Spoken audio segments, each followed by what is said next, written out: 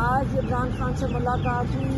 آج توشہ خانہ 2 کا کیس لگا ہوا تھا. جج صاحب کافی لیٹ آئے اور ہماری جو توشہ خانہ 2 کی جو آج ہیئرنگ ہے وہ جمعرات کے لیے معطل ہوگی، مطلب وہاں پہ ٹرانسفر ہو گئی ہے، اجرن ہو گئی تھی.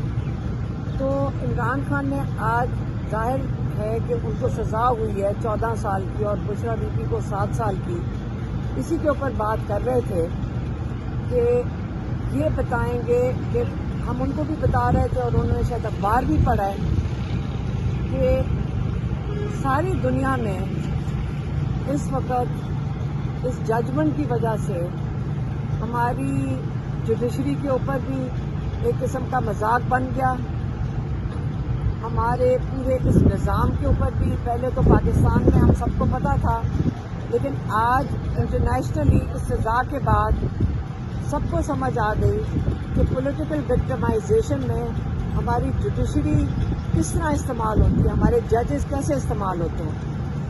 آپ کو پتہ ہے کہ یہ جو جج صاحب ہیں اس کے اوپر تو سپریم کورٹ نے بھی اعتراض اٹھائے تھے کہ ناصر جاوید کے اوپر انہوں نے کہا تھا کہ تحقیقات ہونی چاہیے.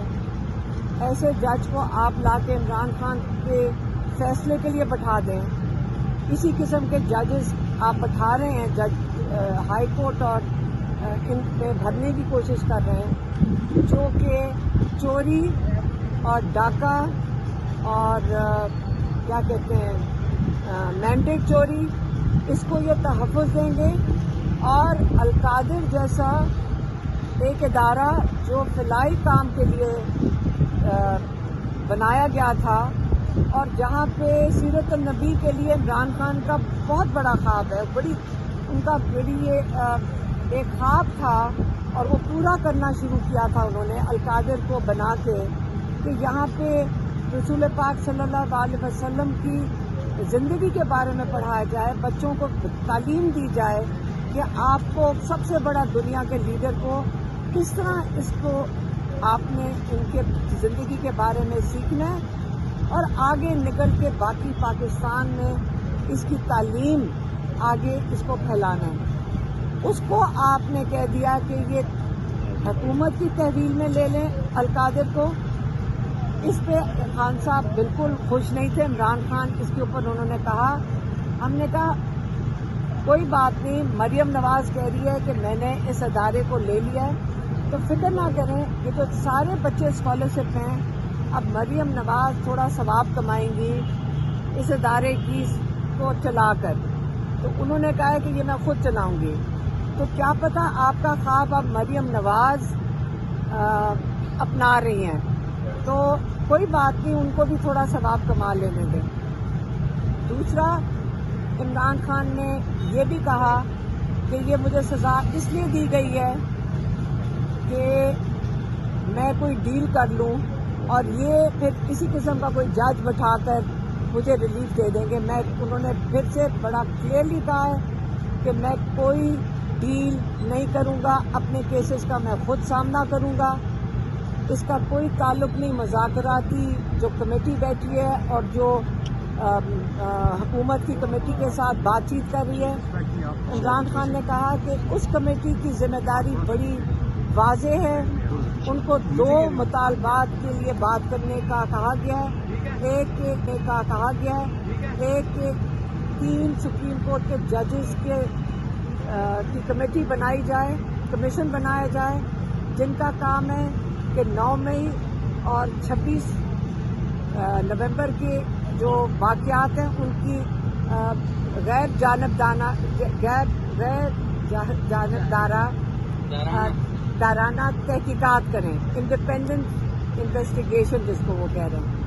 تو جب ان کی تحقیقات ہوئیں گی تو یہ جو سارے کیسز چل رہے ہیں ان کی ذمہ داری ججز کے اوپر چلی جائے گی.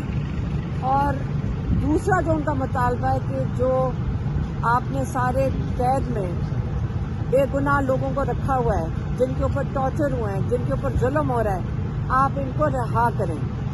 یہ 2 مطالبات مذاکراتی کمیٹی کے پاس ہیں.